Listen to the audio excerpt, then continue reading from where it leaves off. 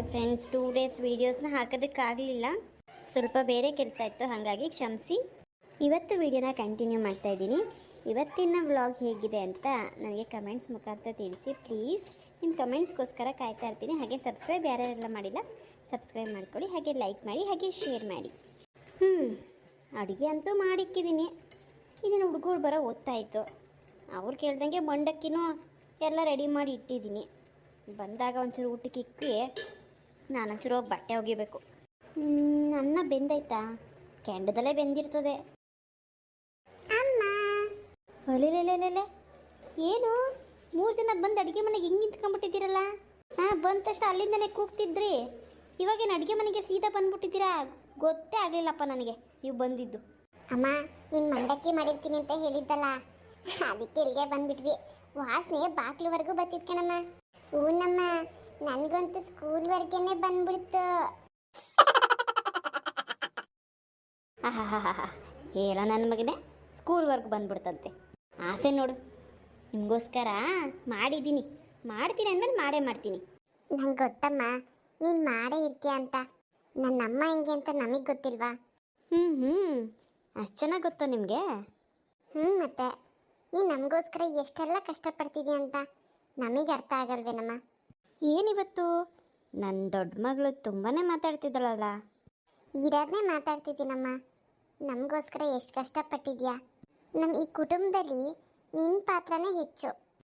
ನೀನಿಲ್ಲ ಅಂತಂದರೆ ನಾವು ಸ್ಕೂಲಿಗೆ ಹೋಗೋಕ್ಕಾಗ್ತಾಯಿತ್ತಾ, ವಿದ್ಯೆ ಕಲಿಯೋಕ್ಕಾಗ್ತಿತ್ತೇನಮ್ಮ? ಹೌದು ಲಕ್ಷ್ಮಿ, ನಾವಂತೂ ಓದಲಿಲ್ಲ. ಓದೋ ಅನುಕೂಲ ಇತ್ತು, ಆದರೆ ಹೆಂಗೆ ಉಪಯೋಗಿಸ್ಕೋಬೇಕು ಅನ್ನೋದನ್ನು ನನಗೆ ಗೊತ್ತಾಗಲಿಲ್ಲ. ನಾನು ಅವಾಗ ಅದನ್ನು ಚೆನ್ನಾಗಿ ಉಪಯೋಗಿಸ್ಕೊಂಡಿದ್ದಿದ್ರೆ ನಾನು ಒಂದೊಳ್ಳೆ ಕೆಲಸದಲ್ಲಿರ್ತಾ ಇದ್ದೆ. ನಿಮ್ಮ ಅಪ್ಪನ ಯಾಕೆ ಮದುವೆ ಮಾಡ್ಕೊಂಡು ಇಷ್ಟೊಂದೆಲ್ಲ ಕಷ್ಟಪಡಬೇಕಾಗಿತ್ತು ಹೇಳು? ಅದಕ್ಕೆ ಓದು ಅನ್ನೋದು ಪ್ರತಿಯೊಬ್ಬರಿಗೂ ತುಂಬಾ ಮುಖ್ಯ ಆಗುತ್ತೆ. ಚೆನ್ನಾಗಿ ಓದ್ಕೊಂಡು ಒಳ್ಳೆ ಕೆಲಸ ತಗೊಂಡ್ರೆ ನಿಮ್ಮ ಜೀವನನೇ ಬದಲಾಗ್ಬಿಡುತ್ತೆ. ಊಹೆನೂ ಮಾಡ್ಕೊಳಕ್ಕಾಗಲ್ಲ, ಅಷ್ಟು ಚೆನ್ನಾಗಿರ್ಬೋದು. ನಮ್ಮ ಜೀವನನ ರೂಪಿಸ್ಕೊಳ್ಳೋ ಶಕ್ತಿನ ಆ ದೇವರು ನಮಗೆ ಕೊಟ್ಟಿರ್ತಾನೆ. ಅದನ್ನು ಸರಿಯಾದ ಸಮಯಕ್ಕೆ ಸರಿಯಾದ ರೀತಿಯಲ್ಲಿ ಉಪಯೋಗಿಸ್ಕೋಬೇಕು. ಇಲ್ಲಾಂದರೆ ಜೀವನ ಹೇಗೆಗೋ ಕರ್ಕೊಂಡೋಗ್ಬಿಡುತ್ತೆ, ವಾಪಸ್ ಬರೋದಕ್ಕೆ ಆಗೋದಿಲ್ಲ. ನಾನು ಏನೇನೋ ಹೇಳ್ತಾ ಇದ್ದೀನಿ, ಇದೆಲ್ಲ ನಿಮ್ಗೆ ಅರ್ಥ ಆಗಲ್ಲ. ಅರ್ಥ ಆಗುತ್ತಮ್ಮ. ಏನು ಅರ್ಥ ಆಗುತ್ತೆ ನಿಮಗೆ? ಸರಿ ಬಾ, ಬನ್ನಿ, ನಿಮಗೆ ಮಂಡಕ್ಕಿ ಮಾಡಿದ್ದೀನಲ್ಲ ಕೊಡ್ತೀನಿ. ತಗೊಳ್ಳಿ, ಇದನ್ನು 3 ಜನ ಹಂಚ್ಕೋಬೇಕು. ತಗೋ ಲಕ್ಷ್ಮಿ, ನೀನು ದೊಡ್ಡೋಳು, ಎಲ್ಲರಿಗೂ ಸರಿಯಾಗಿ ಹಂಚುತ್ತೀಯ. ಆಯ್ತಮ್ಮ, ನಾವು ತಿನ್ಕೋತೀವಿ. ಅದಾದಮೇಲೆ ನಾಳೆ ಅಲ್ಲ, ಇನ್ನು 2 ದಿನ ಬಿಟ್ಕೊಂಡು ನಮಗೆ ಟೆಸ್ಟ್ ಇದೆಯಂತಮ್ಮ, ಓದ್ಕೋತೀವಿ.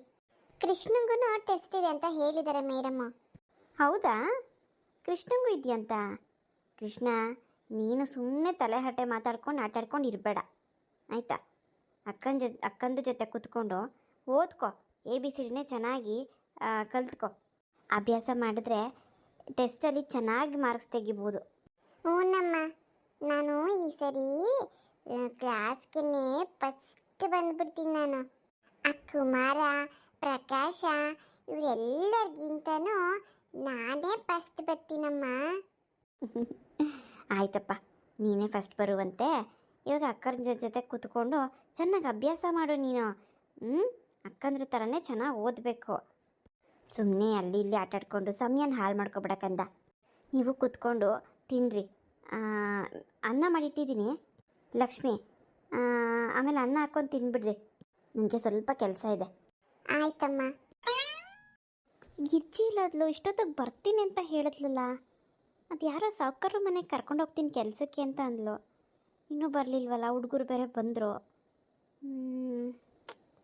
ಸಂಜೆ ಆಗಿಬಿಟ್ರೆ ಆಗಲ್ಲ ಹೋಗೋಕ್ಕೆ ಹುಡುಗರನ್ನ ಬಿಟ್ಟು. ಎಷ್ಟೊತ್ತಿಗೆ ಬರ್ತಾಳೋ, ನಾ ಕಡೆನಲ್ಲವಾ?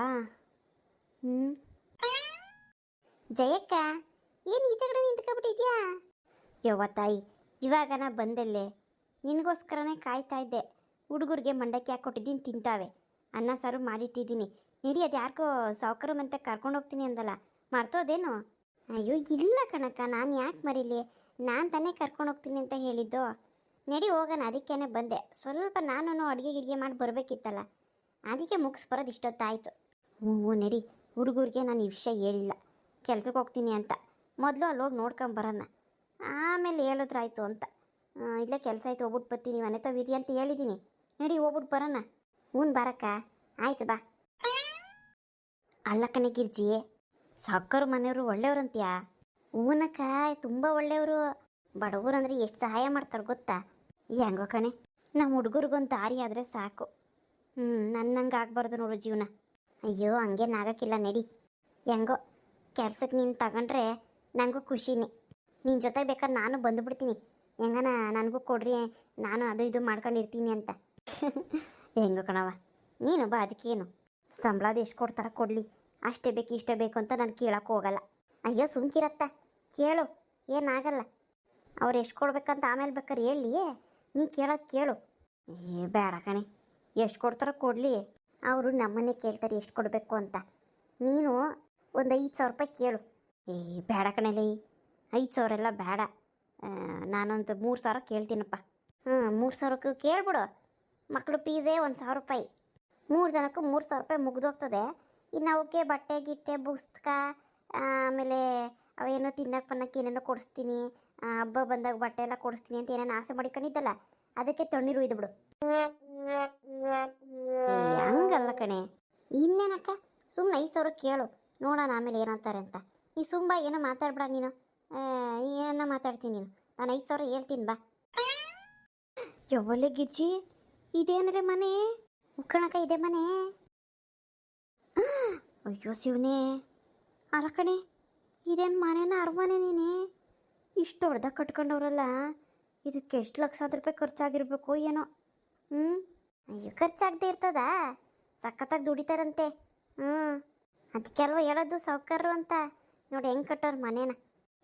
ಅಲ್ಲ ಕಣೆ, ನಿಜವಲ್ಲ 5,000 ಕೊಡ್ತಾರೆ ಇವರು. ಬೇಡ ಬಿಡೆ, 3,000 ಕೇಳ್ತೀನಿ ನಾನು. ಯಾಕೆ ಬೇಕು, ಕೆಲಸ ಸಿಗೋದೆ ಪುಣ್ಯ. ಏನಿ ಸುಮ್ಮನಿರು, ಇಷ್ಟೊಂದು ದೊಡ್ಡದಾಗಿ ಮನೆ ಕಟ್ಕೊಂಡವ್ರೆ, 5,000 ಕೊಡೋದು ಕಮ್ಮಿನ ಅವ್ರಿಗೆ? ಅದೇನು ಹೆಚ್ಚಾಗ್ಬಿಡ್ತದ? ನೀ ಸುಮ್ಮನಿರಕ್ಕ ನೀನು, ಇರು ನಾನು ಕರಿತೀನಿ. ಅಮ್ಮೋರೇ, ಅಮ್ಮೋರೇ, ನಮಸ್ಕಾರ ಅಮ್ಮೋರೇ. ಓಹೋ, ನೀನು ಗಿರ್ಜಿ ಅಲ್ವಾ? ಮುಕ್ಕಣಮ್ಮೋರೇ, ನಾನೇ ಗಿರ್ಜಿ. ಒಂದೇ ಒಂದು ಸತಿ ಬಂದಿದ್ನಲ್ಲ ನಿಮ್ಮ ಮನೆ ತಕ್ಕೆ, ಅದೇ ಜೋಳ ಬೇಕು ಅಂತ ಹೇಳಿದ್ರಲ್ಲ ನಮ್ಮ ಹೊಲದ್ದು, ನಾನೇ ತಂದುಕೊಟ್ಟಿದ್ದು. ಗೊತ್ತಾಯ್ತು, ಮರ್ತಿಲ್ಲ. ಏನು ಇಷ್ಟು ದೂರ ಬಂದಿದೆಯಲ್ಲ? ಅದೇ ಕಣಮ್ಮೋರೇ, ನಿಮ್ಮ ಮನೆಗೆ ಮನೆ ಕೆಲಸ ಮಾಡೋಕ್ಕೆ ಒಬ್ಬರು ಬೇಕು ಅಂತ ಅವತ್ತು ಹೇಳಿದ್ರಲ್ಲ ನನ್ನ ಹತ್ರ, ಅದಕ್ಕೆ ಕರ್ಕೊಬಂದಿದ್ದೀನಿ. ಇವ್ರ ಹೆಸರು ಜಯಕ್ಕ ಅಂತ. ನಾನು ಅವರು ತುಂಬ ಸ್ನೇಹಿತರು, ಒಬ್ರನ್ನೊಬ್ರು ಬಿಟ್ಟಿರಲ್ಲ. ನನ್ನ ಕಷ್ಟಕ್ಕೆ ಅವರು, ಅವ್ರ ಕಷ್ಟಕ್ಕೆ ನಾವು ಆಗ್ತಿರ್ತೀವಿ.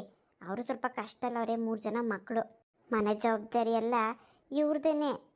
ಅದಕ್ಕೆ ಒಂಚೂರು ಮನ್ಸು ಮಾಡಿ ಮನೆ ಕೆಲಸ ಇವ್ರಿಗೆ ಕೊಟ್ಟರೆ ಇವರೇ ಅಚ್ಚುಕಟ್ಟಾಗಿ ಮಾಡ್ಕೊಂಡು ಹೋಗ್ತಾರೆ. ಹೌದಾ? ಮನೆ ಕೆಲಸಕ್ಕೊಬ್ಬರು ಬೇಕಿತ್ತು. ಇಷ್ಟು ದೊಡ್ಡ ಮನೆನ ಎಲ್ಲ ಅಚ್ಚುಕಟ್ಟು ಮಾಡೋದು ನನಗೂ ಕಷ್ಟ ಆಗ್ತಾಯಿತ್ತು. ಏನಮ್ಮ, ಈ ದೊಡ್ಡ ಮನೇನ ನಿನ್ನ ಕೈಲಿ ಕ್ಲೀನ್ ಮಾಡೋಕ್ಕಾಗುತ್ತಾ? ಆಯ್ತಮ್ಮ, ಮಾಡ್ತೀನಿ, ಖಂಡಿತವಾಗ್ಲೂ ಮಾಡ್ತೀನಿ. ಕಷ್ಟದಲ್ಲಿದ್ದೀವಿ, ದಯವಿಟ್ಟು ಕೆಲಸ ಕೊಡಿ. ಎಷ್ಟೇ ಕಷ್ಟ ಆದರೂ ಪರವಾಗಿಲ್ಲ, ನಾನು ಮಾಡ್ತೀನಿ. 3 ಜನ ಮಕ್ಕಳನ್ನ ಓದಿಸ್ಬೇಕು, ಸಾಕಬೇಕು. ನಿಮಗೆ ಗೊತ್ತಲ್ಲ ಈಗಿನ ಕಾಲದಲ್ಲಿ ಎಷ್ಟು ಕಷ್ಟ ಐತೆ ಅಂತ. ಒಂದೊಂದಕ್ಕೂ ದುಡ್ಡು ಕೊಟ್ಟೆ ತಗೊಬೇಕು. ಮುಂಚೆ ಥರ ಎಲ್ಲ ದಾನ ಧರ್ಮ ಎಲ್ಲ ಎಲ್ಲೈತೀಗ. ಅದಕ್ಕೆ ಹೆಣ್ಮಕ್ಳು ಕೆಲಸ ಮಾಡಿದ್ರೇನೆ ಅಲ್ವೇನಮ್ಮ? ಹೌದು, ಅದು ನಿಜನೇ. ನಿಮ್ಮ 3 ಜನ ಮಕ್ಕಳು ಯಾರು ನೋಡ್ಕೋತಾರೆ? ಅಮ್ಮ ಅವರು ಬೆಳಗ್ಗೆ ಸ್ಕೂಲ್ಗೆ ಹೋದರೆ ಬರೋದೇ ಸಾಯಂಕಾಲಕ್ಕೆ. ನಾನು ಅವ್ರನ್ನ ಸ್ಕೂಲಿಗೆ ಕಳಿಸ್ಬಿಟ್ಟು ಬಂದ್ಬಿಡ್ತೀನಿ. ಅಯ್ಯೋ, ಹುಡುಗರು ಸ್ಕೂಲಿಗೆ ಹೋಗೋಷ್ಟರಲ್ಲೇ 10 ಗಂಟೆ ಆಗಿಬಿಡುತ್ತೆ. 10 ಗಂಟೆ ಮೇಲೆ ಕೆಲ್ಸಕ್ಕೆ ಬಂದು ಏನಮ್ಮ ಪ್ರಯೋಜನ? ಅಲ್ಲಿವರೆಗೂ ನಮ್ಮ ಮನೇಲಿ ಏನು ಕೆಲಸ ಎಲ್ಲ ಹಂಗೆ ಬಿದ್ದಿರಬೇಕಾ? ಹಿಂಗಾದರೆ ಆಗಲ್ಲ ಕಣಮ್ಮ. ಅಷ್ಟೊತ್ತಲ್ಲಿ ಬಂದರೆ ನಮ್ಮ ಮನೇಲಿ ಏನೂ ಕೆಲಸ ಆಗಲ್ಲ. ಇನ್ನೊಂದು 2 ಅವರ್ ಬಿಟ್ಟರೆ ಮಧ್ಯಾಹ್ನನೇ ಆಗೋಗ್ಬಿಡುತ್ತೆ. ನಮಗೇನಿದ್ರು ಬೆಳಗ್ಗೆ ಒಂದು 6 ಗಂಟೆಗೆ ಬಂದರೆ ಕೆಲಸಕ್ಕೆ, ನೋಡಪ್ಪ ಒಂದು 8 ಗಂಟೆ ಅಷ್ಟರಲ್ಲಿ ಎಲ್ಲ ಮುಗಿದೋಗುತ್ತೆ. ನಾವು ಮನೇಲಿ ಅಡುಗೆ ಗಿಡ್ಗೆ ಮಾಡ್ಕೊಳಕ್ಕೆ ಪಾತ್ರೆ ಗಿತ್ರೆ ತೊಳೆದಿದ್ರಲ್ವ ಮಾಡೋಕ್ಕಾಗೋದು? ಅಮ್ಮರಿ ಇಲ್ಲ ಅಂತ ಹೇಳ್ಬೇಡ್ರಿ, ಹೆಂಗಾರ ಮಾಡಿ ಮನ್ಸು ಮಾಡಿ ಒಪ್ಕೊಳ್ರಿ. ಇಲ್ಲ ಗಿರ್ಜಿ, ಅದು ಹೆಂಗೆ ಆಗ್ಬಿಡುತ್ತೆ? ನಮ್ಮ ಮನೆಯವ್ರು ಒಪ್ಕೊಳ್ಳೋದೇ ಇಲ್ಲ. 10 ಗಂಟೆ ಹೇಗೆ ಬರ್ತಾರೆ ಅಂದರೆ ಹೆಂಗೆ ಒಪ್ಕೊತಾರೆ? ಬೇರೆ ಯಾರಾದ್ರೆ ಹೇಳು. ಅಮ್ಮ ಆಯಿತು, ಬೆಳಗ್ಗೆ 6 ಗಂಟೆಗೆ ಬರ್ತೀನಿ ಹೇಳ್ರಿ, ನನಗೆ ಕೊಡ್ರಿ ಕೆಲಸನ. ಜೇಕ ಅಷ್ಟು ಬೇಗ ಹೆಂಗೆ ಎದ್ದು ಬತ್ತೀಯಾ? ಹುಡುಗರಿಗೆ ಸ್ಕೂಲ್ಗೆ ರೆಡಿ ಮಾಡಲ್ವಾ? ತಿಂಡಿ ಗಿಂಡಿ ಮಾಡಿಕೊಡ್ಬೇಕಲ್ಲ ಅವಕ್ಕೆ. ಅಯ್ಯೋ ಸುಮ್ಮನೆ ಗಿಜ್ಜಿ, ಹೆಂಗೋ ಮಾಡಿಕ್ ತಿಂದ್ಬಿಡು. ಬೆಳಗಿನ ಜಾವ 4 ಗಂಟೆಗೆ ಎದ್ಬಿಟ್ಟು ಅವ್ರಿಗೆ ಏನೇನು ಬೇಕು ತಿಂಡಿ ಎಲ್ಲ ಮಾಡಿಕ್ಬಿಟ್ಟು ಮನೆಯೆಲ್ಲ ಕೆಲಸ ಮುಗಿಸ್ಕೊಂಡು ಇಲ್ಲಿಗೆ ಬಂದ್ಬಿಟ್ಟು ಮುಗಿಸ್ಕೊಂಡು ಹೋಗ್ತೀನಿ. ಆಮೇಲೆ ಅವಕ್ಕೆ ರೆಡಿ ಮಾಡಿ 9 ಗಂಟೆಗೆ 10 ಗಂಟೆ ಅಷ್ಟು ಸ್ಕೂಲಿಗೆ ಕಳಿಸಿದ್ರೆ ಆಯಿತು. ಅಲ್ಲ ಕಣ್ಸೇಕ ಕಷ್ಟ ಆಗಲ್ವಾ? ಪರವಾಗಿಲ್ಲ ಬಿಡಿ ಅಮ್ಮ, ನಾನು ಮಾಡ್ತೀನಿ. 6:15ಗೆ ಬರ್ತೀನಿ ಬಿಡಿ. 6:15 ಅಂದರೂ ಪರವಾಗಿಲ್ಲ. ಆಯಿತು, ನಾಳೆಯಿಂದನೇ ಬಂದುಬಿಡಿ. ಆಯ್ತಮ್ಮ, ತುಂಬ ಉಪಕಾರ ಆಯಿತು. ಗೀಚಿ ಬಾ ಹೊರಡೋಣ.